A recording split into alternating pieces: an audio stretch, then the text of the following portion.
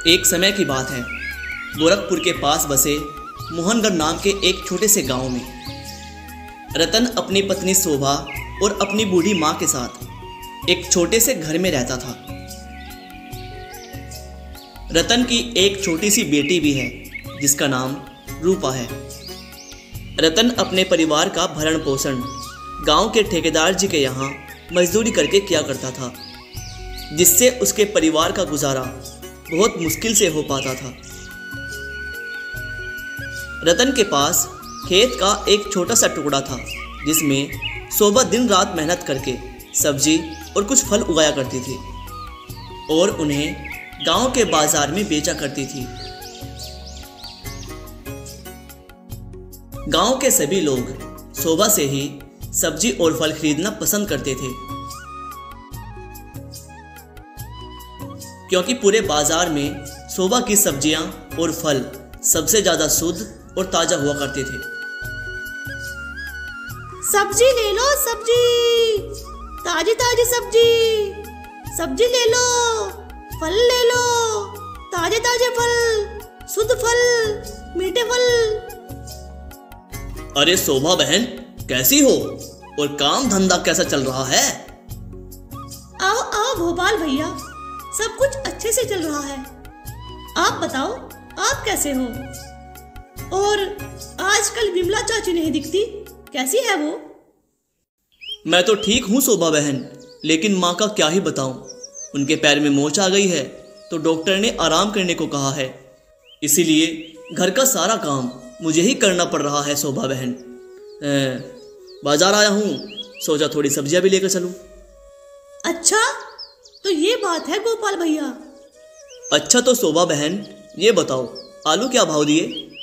हमेशा की तरह 4 रुपए किलो गोपाल भैया। अच्छा तो शोभा बहन, 1 किलो आलू, बैंगन और टमाटर तोल दो। हाँ हाँ गोपाल भैया, अभी देती हूँ। इतना कहकर शोभा गोपाल को सब्जियां तोलकर दे देती है और बदले में उससे पैसे ले लेती है। सब्जी ले लो, सब्जी, फल और सब्जी ले लो, सब्जी ले लो, ताजी ताजी हरी भरी सब्जी ले लो, मीठे फल ले लो, आ जाओ ले लो सब्जी फल। रतन, अरे ओ रतन, अरे थोड़ा जल्दी पैर चलाओ भाई, सुबह जल्दी ही यह माल बीकानेर पहुंचाना है भाई। ठेकेदार जी, आप चिंता ना करो, हम शाम होने से पहले ही सारा माल लोड कर देंगे।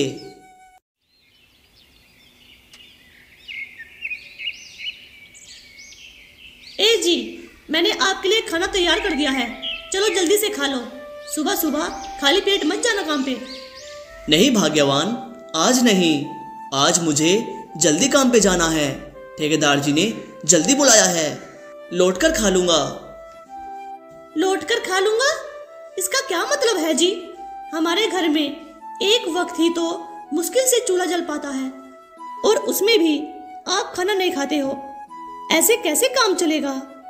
तो चिंता मत कर शोभा, भगवान पे भरोसा रख। आज एक वक्त की रोटी मिल रही है तो कल 2 वक्त की भी मिलेगी। हम दोनों खूब मेहनत करेंगे, सब ठीक हो जाएगा।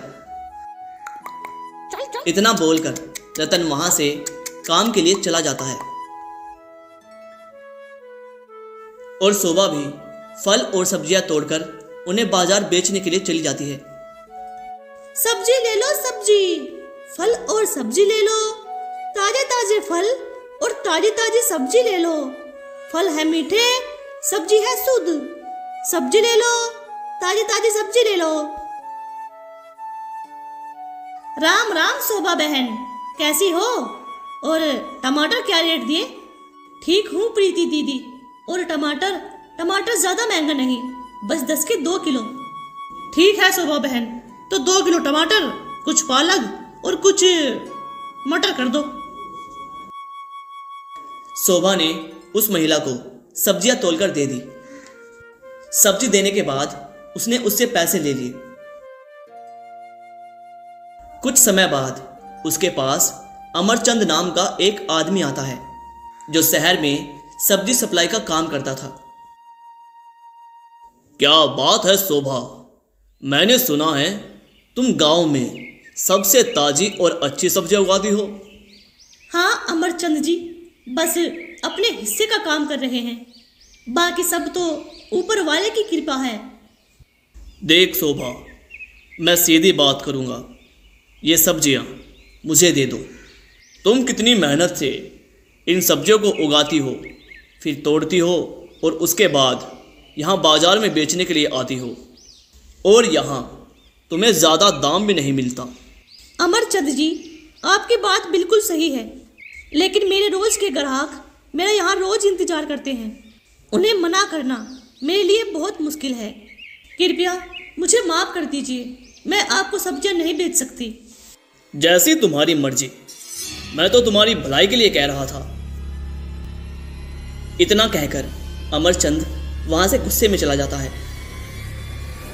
शोभा दिन भर मेहनत करती और बाजार में सब्जियां बेचती। गांव वाले उसकी ताजा सब्जियों के दीवाने थे। अगली सुबह जब शोभा अपने खेत से सब्जियां तोड़कर उन्हें बाजार बेचने के लिए जा रही थी, तभी उसके पास जमींदार हरिशंकर आता है। क्या बात है शोभामती, आजकल तो बहुत हरी भरी सब्जियां बेची जा रही हो। बस आप लोगों की दया और ऊपर वाले की कृपा है जमींदार जी। वो बात तो ठीक है शोभा, पर मैं तुमसे कुछ जरूरी बात करने आया हूँ। जी जमींदार जी, कहिए क्या बात है। देख शोभा, बात यह है कि मैं तुम्हें अब पानी नहीं दे पाऊंगा, क्योंकि अब गर्मियों का मौसम है और मेरा खेत तुम्हारे खेत से बहुत बड़ा है। मुझे भी तो सारे खेत में पानी देना होता है ना। जमींदार जी, मुझे बस थोड़े से ही पानी की तो जरूरत होती है। अगर आप ही हमारी मदद नहीं करेंगे तो हमारी सारी फसल बर्बाद हो जाएगी। देख शोभा, अब मैं कुछ नहीं जानता, बस मैं अब तुम्हें पानी नहीं दे पाऊंगा। अरे जमींदार जी, ऐसा मत कीजिए, आप तो हमारे अन्नदाता हो। अगर आप ही ऐसा करोगे तो हमारा क्या होगा। शोभा की लाख मिन्नतों के बाद भी जमींदार उसकी एक नहीं सुनता, क्योंकि शोभा ने उसके भाई अमरचंद को सब्जी बेचने से मना कर दिया था, इसलिए वह उसका बदला ले रहा था। बेचारी शोभा चुपचाप अपनी सब्जियां उठाकर उदास मन से मार्केट की ओर चल पड़ती है। वह बाजार पहुंचकर अपनी दुकान जमाकर सब्जी बेचना शुरू ही करती है कि तभी जमींदार हरिकिशन का भाई अमरचंद कुछ आदमियों के साथ उसके पास आता है। वह आओ देखता है ना ताओ, अपने आदमियों के साथ मिलकर शोभा की सारी सब्जियां और फल वहीं पर बिखेर देता है। ये क्या किया आपने अमरचंद जी? आपने मेरी सब्जी और फल क्यों बिखेरे? अरे शोभा, तुमने मुझे सब्जियां और फल बेचने से इनकार किया था, तो ये उसी का इनाम है। और सुन, आज के बाद यहाँ ठेला लगाने की हिम्मत मत करना, वरना तुम्हें तुम्हारे पूरे परिवार समेत गांव से बाहर फेंकवा दूंगा। अमरचंद जी, मैं आपके आगे हाथ जोड़ती हूँ, प्लीज ऐसा मत करो। यही तो एकमात्र हमारा जीने का सहारा है। अगर आपने ये किया तो हम भूखे मर जाएंगे। ऐसा मत करो। अरे तू चुपचाप यहाँ से जा रही है या नहीं? अमरचंद शोभा को बहुत खरी खोटी सुनाता है। बेचारी शोभा कुछ भी नहीं कहती है और चुपचाप दिल में कसक लिए वहां से चली जाती है।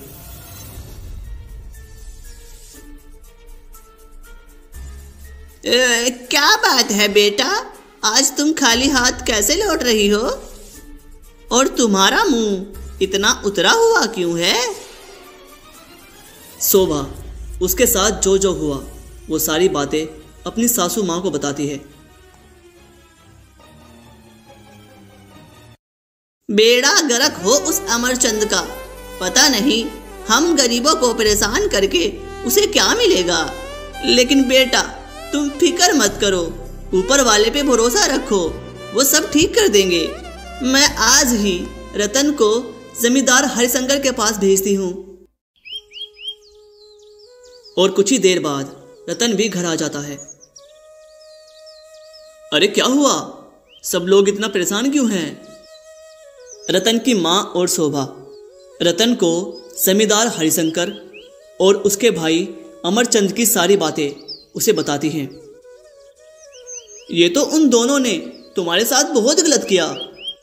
हाँ जी, यही तो आपके काम के अलावा एकमात्र हमारे जीने का सहारा था, और अगर ये भी बंद हो गया तो हमारे घर का गुजारा कैसे चलेगा। भाग्यवान, तुम बिल्कुल भी फिक्र मत करो, ऊपर वाले पे भरोसा रखो, सब ठीक हो जाएगा। मैं अभी जमींदार जी के पास जाकर उनसे बात करता हूँ। इतना कहकर रतन जमींदार हरिशंकर के घर की ओर चल पड़ता है। आओ आओ रतनलाल, आज कैसे दौड़े दौड़े आ रहे हो? कैसे आना हुआ बताओ।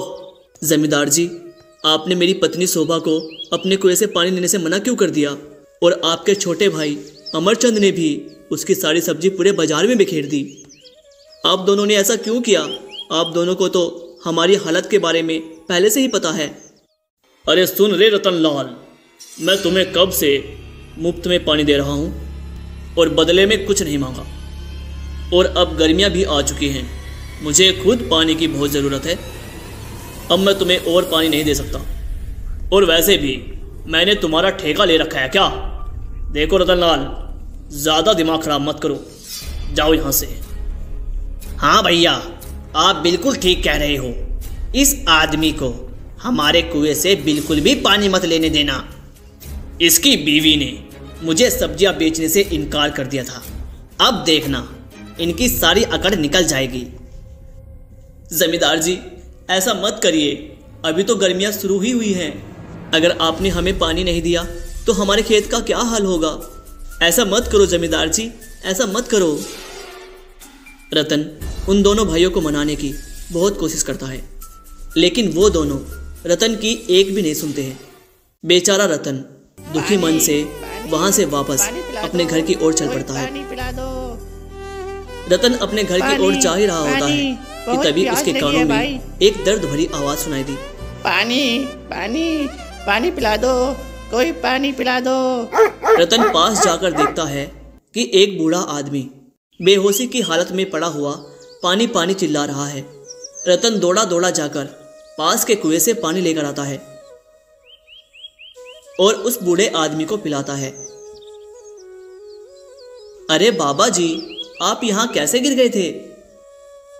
रतन के पूछने पर वह बूढ़ा आदमी सारी कहानी उसे बताता है और रतन को आशीर्वाद देकर वहां से चला जाता है, और फिर रतन भी अपने घर आ जाता है। क्या हुआ जी? जमींदार जी ने क्या बोला? अरे भाग्यवान, जमींदार ने पानी देने से साफ इनकार कर दिया और बोल रहे थे कि गर्मियां आ चुकी हैं और अब हमें खुद पानी की बहुत ज़रूरत है, इसलिए हम पानी नहीं दे सकते। ए जी, अब क्या होगा? इस तरह तो हमारा खेत सूख जाएगा। अरे बेटा, तुम फिक्र क्यों करती हो? हमारे खेत में जो पुराना कुआं है ना, उसे थोड़ा सा खोद लो, उसमें से पानी निकल जाएगा। वैसे तेरे पापा और मैं उस कुएं को एक दिन में खोद दिए थे। लेकिन अम्मा, उस कुएं को खुदवाने में तो बहुत सारा पैसा खर्च हो जाएगा। अरे भाग्यवान, तुम पैसों की फिक्र क्यों करती हो? मैं हूं ना, हम दोनों मिलकर उस कुएं को खोद देंगे, और जब मिस्त्री खोद सकता है तो हम क्यों नहीं खोद सकते?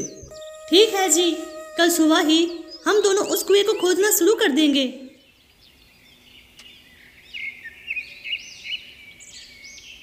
अगले दिन सुबह रतन कुआं खोदने के लिए अपने खेत जाने को तैयार हो जाता है। भाग्यवान, जल्दी से नाश्ता लगा दो, फिर हम दोनों जाकर कुआं खोदना शुरू करेंगे। अजी, घर में थोड़े से चावलों के अलावा और कुछ भी खाने को नहीं बचा। अच्छा अच्छा, तो ये बात है, तो कोई बात नहीं भाग्यवान, तुमने जो भी बनाया हो मुझे परोस दो। रतन रसोई में जाकर खाना खाने को बैठा ही था कि तभी बाहर से किसी की आवाज़ आती है। कोई घर पर है क्या? रतन घर के बाहर आकर देखता है कि एक बूढ़ा आदमी उसके घर के बाहर खड़ा है। बेटा, कुछ खाने को है तो दे दो, मैंने कल से कुछ नहीं खाया है। अरे अरे, आप तो वही बूढ़े बाबा हैं ना, जो मुझे रास्ते पर प्यास से तड़पते हुए मिले थे? हाँ बेटा, मैं वही हूँ, और मैंने भी तुमको पहचान लिया। देखो, नियति का खेल तो देखो, आज भी मैं तुम्हारे ही घर आ पहुँचा हूँ। अरे बूढ़े बाबा, हम आपको कहाँ से खाने के लिए दें? हमारे पास खुद खाना नहीं है, हम खुद भूखे हैं। बड़ी मुश्किल से जैसे तैसे करके दिन गुजर रहे हैं हमारे।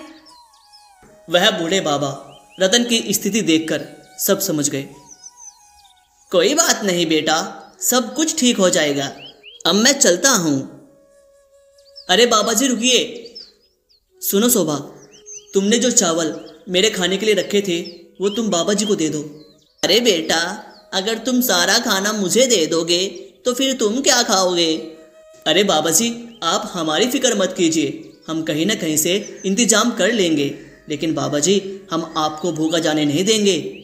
अगर मैंने आपको भूखे पेट भेज दिया तो मेरे गले से खाना नहीं उतरेगा। आप बैठ जाइए बाबा जी। सुनो शोभा, जल्दी से बाबा के लिए खाना लगा दो। रतन के कहने पर शोभा रतन के हिस्से का वो सारा भोजन बाबा जी को दे देती है। धन्यवाद बेटा, धन्यवाद। भले ही तुम आज परेशानी में हो, तुम्हारे बुरे दिन चल रहे हैं, लेकिन बेटा ऊपर वाला सब देखता है, वो बहुत जल्द सब ठीक कर देगा। अच्छा बाबा जी, आप तो हमें बस इतना आशीर्वाद दे दीजिए, आज हम जिस काम के लिए जा रहे हैं वो सफल हो जाए। हाँ बेटा, मैं आशीर्वाद देता हूँ, ऊपर वाला तुम्हारी हर इच्छा पूरी करे। बस तू अपनी मेहनत जारी रख और ईमानदारी का रास्ता कभी मत छोड़ना। इतना कहकर वह बूढ़े बाबा वहाँ से चले जाते हैं। रतन और शोभा भी कुएं की खुदाई के लिए खेत पर पहुँच जाते हैं।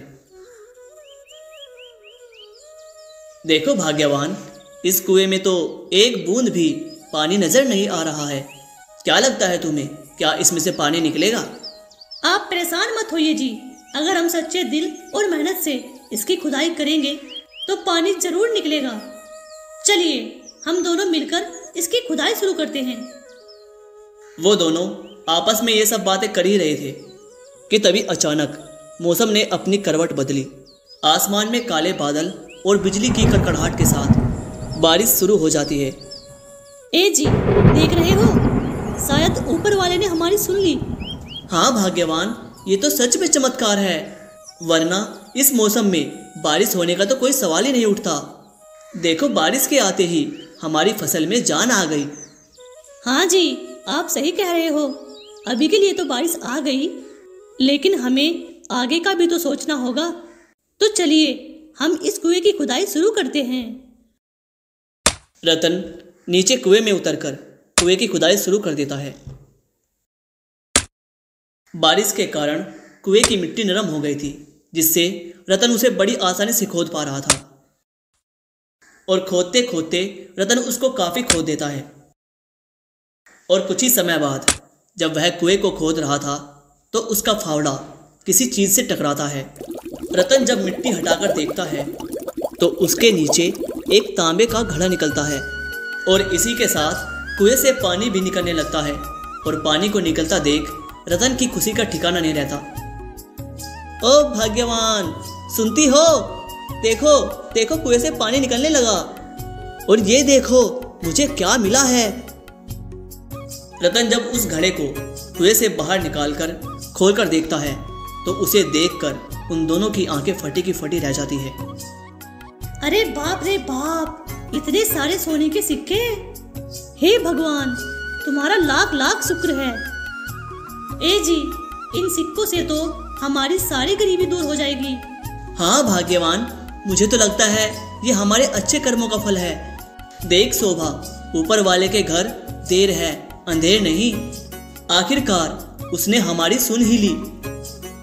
शोभा और रतन आपस में ये सब बातें कर ही रहे होते हैं कि तभी उनके पास जमींदार हरिशंकर और उसका भाई अमरचंद उनके पास आ जाते हैं।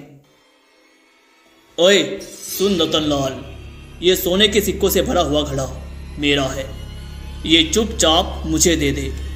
अरे जमींदार जी, ये घड़ा तो मेरे खेत के कुएं से कितनी मेहनत और मशक्कतों के बाद निकला है, तो फिर ये आपका कैसे हो गया? अरे ओ रतनलाल, क्या तू चुपचाप ये घड़ा मुझे देता है या नहीं? पुलिस को बुलाऊं क्या? जमींदार जी एक बात सुनो, तुम, मैं किसी से नहीं डरता, बस अपने भगवान से डरता हूँ। अब आप मुझसे ज़्यादा बदतमीजी मत कीजिए, नहीं तो यहीं चपेट लगा दूंगा। ए जी, आप ये घड़ा इन्हें दे दीजिए, हमें तो बस पानी चाहिए था, दे दीजिए। अरे ये ऐसे नहीं मानेगा, ये घड़ा इससे छीन लो। जमींदार हरिशंकर और उसका भाई अमरचंद जब रतन से वह सोने के सिक्कों से भरा हुआ घड़ा छीनकर भाग रहे होते हैं कि तभी वह घड़ा उनके हाथों से अचानक गायब हो जाता है और उनके खेत एकदम से रेगिस्तान में बदल जाते हैं। अरे भाई ये क्या हुआ? वो घड़ा कहाँ गया? और ये हमारे खेतों को क्या हुआ? एकदम से रेगिस्तान में कैसे बदल गए? वो दोनों भाई आपस में ये सब बोल ही रहे होते हैं कि तभी अचानक से वह बूढ़ा आदमी वहां प्रकट हो जाता है। उस बूढ़े आदमी को वहां देखते ही उन्हें सारा माजरा समझने में देर नहीं लगी। हमें माफ कर दो बाबा जी, हमें माफ कर दो। तुम दोनों ने मिलकर उन गरीबों को बहुत परेशान किया है। तुम्हारे कर्म माफी के लायक नहीं हैं। तुम दोनों ने जो कर्म किए हैं ये उसी की सजा है। हमें माफ कर दो बाबा जी, हम दौलत और लालच में अंधे हो गए थे। हम आगे जिंदगी में कभी लालच नहीं करेंगे बाबा जी। वो दोनों भाई उसी वक्त कसम खाते हैं कि वो आगे से कभी भी बुराई का रास्ता नहीं चुनेंगे और जिंदगी में कभी किसी गरीब को परेशान नहीं करेंगे। बाबा जी भी उनकी बातें सुनकर उन दोनों को माफ़ कर देते हैं और वहाँ से चले जाते हैं। उन दोनों भाइयों ने रतन के साथ जो किया उसके लिए वो रतन के पास जाकर उससे माफ़ी मांगते हैं और रतन भी उन दोनों को माफ़ कर देता है और उस दिन के बाद वो सब एक दूसरे के साथ मिलकर खुशी से रहने लगे।